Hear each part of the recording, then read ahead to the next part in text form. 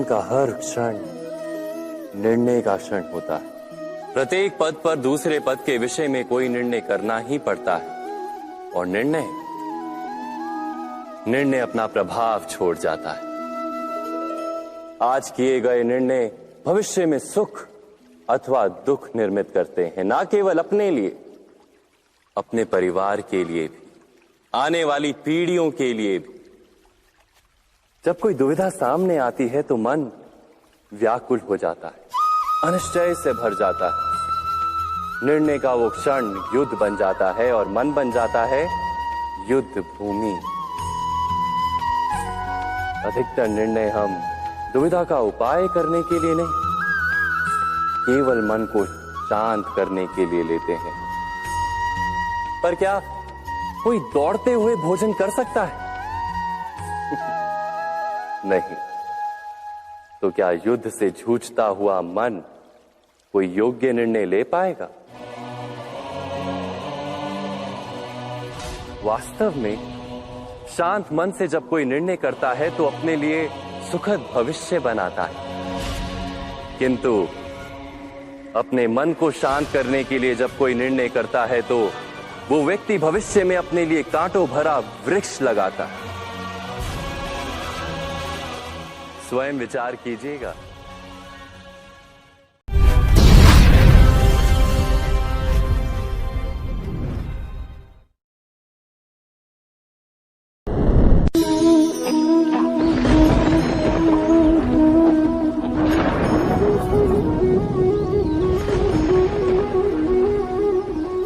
सपनों और पूर्वाभासों के आधार पर हम भविष्य के सुख दुख की कल्पना करते हैं।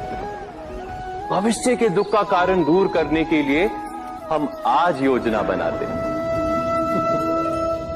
किंतु कल के संकट को आज निर्मूल करने से हमें लाभ मिलता है या हानि पहुंचती है, ये प्रश्न हम कभी नहीं करते। सत्य तो ये है कि संकट और उसका निवारण साथ जन से, व्यक्ति के लिए भी और सृष्टि के लिए भी। नहीं, आप अपने भूतकाल का स्मरण कीजिए, इतिहास को देखिए। आप तुरंत ही ये जान पाएंगे कि जब जब संकट आता है तब तब उसका निवारण करने वाली शक्ति भी जन्म लेती है।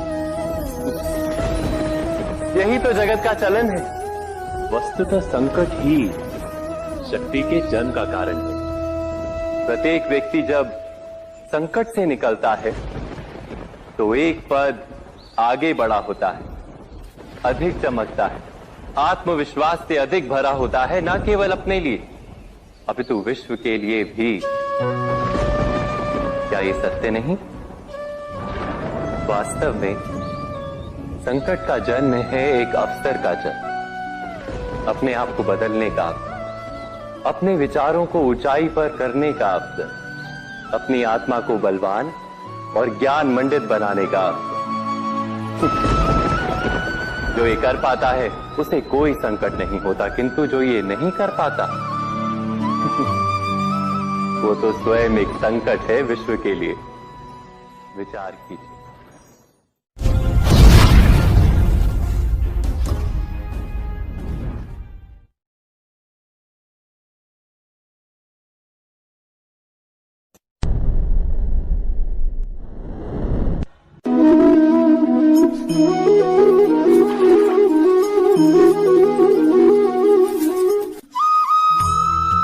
जीवन में आने वाले संघर्षों के लिए जब मनुष्य स्वयं को योग्य नहीं मानता, जब उसे अपने ही बल पर विश्वास नहीं रहता, तब वो सद्गुणों को त्याग कर दुर्गुणों को अपनाता है।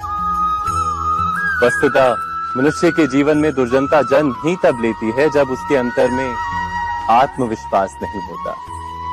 आत्मविश्वास ही अच्छाई को धारण करता है।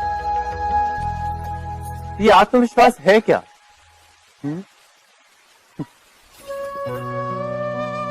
जब मनुष्य ये मानता है कि जीवन का संघर्ष उसे दुर्बल बनाता है, तो उसे अपने ऊपर विश्वास नहीं रहता।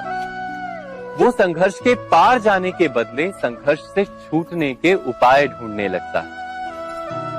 किंतु जब वो ये समझता है कि ये संघर्ष उसे अधिक शक्तिशाली बनाते हैं, ठीक जैसे व्यायाम करने से देह की शक्ति बढ़ती, तो प्रत्येक संघर्ष के साथ उसका उत्साह बढ़ता है। अर्थात आत्मविश्वास और कुछ भी नहीं, मन की स्थिति, जीवन को देखने का दृष्टिकोण मात्र है। और जीवन का दृष्टिकोण तो मनुष्य के अपने वश में होता है। स्वयं विचार कीजिए।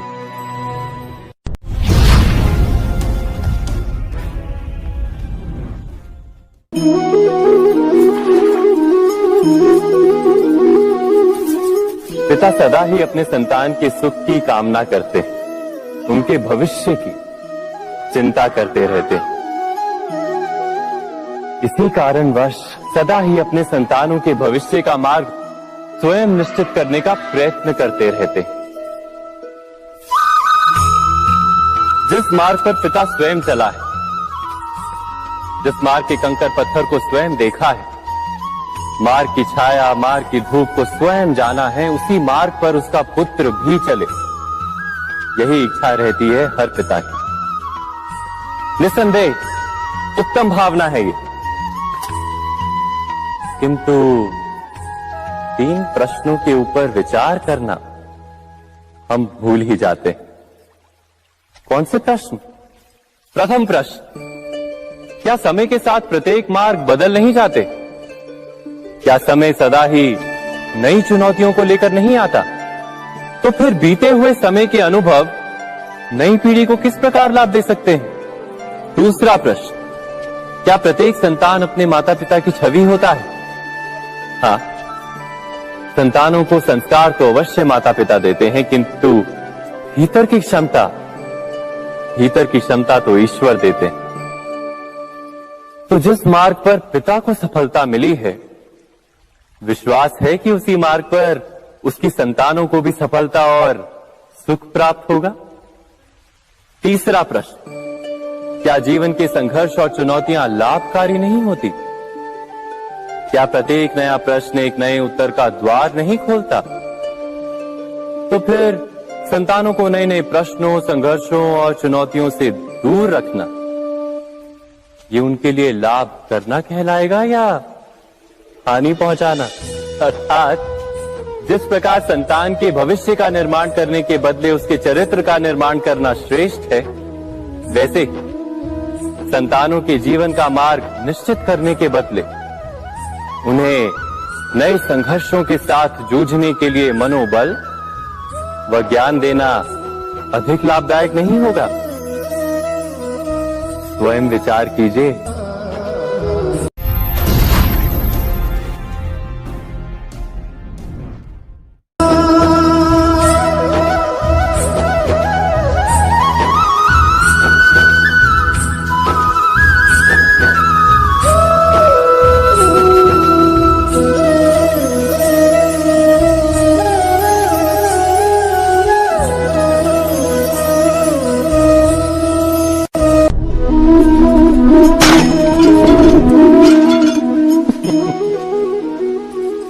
कभी कभी कोई घटना मनुष्य के जीवन की सारी योजनाओं को तोड़ देती और मनुष्य उस आघात को अपने जीवन का केंद्र मान लेता।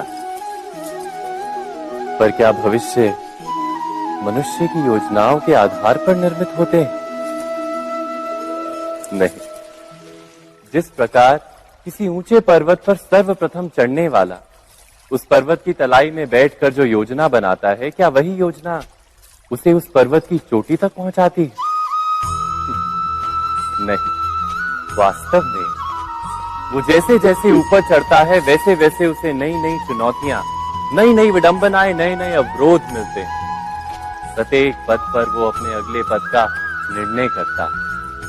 प्रत्येक पद पर उसे अपनी योजनाओं को बदलना पड़ता है। कहीं पुरानी योजना उसे खाई में ना ढकेल दे। वो पर्वत को अपने योग्य नहीं बना पाता, केवल स्वयं को पर्वत के योग्य बना सकता है। क्या जीवन के साथ भी ऐसा ही नहीं? जब मनुष्य जीवन में किसी एक चुनौती को, एक अवरोध को अपने जीवन का केंद्र मान लेता है, अपने जीवन की गति को ही रोक देता है, तो वो अपने जीवन में सफल नहीं बन पाता और ना ही सुख और शांति प्राप्त कर पाता। अर्थात जीवन को अपने योग्य बनाने के बदले स्वयं अपने को जीवन के योग्य बनाना ही सफलता और सुख का एकमात्र मार्ग नहीं। स्वयं विचार कीजिए।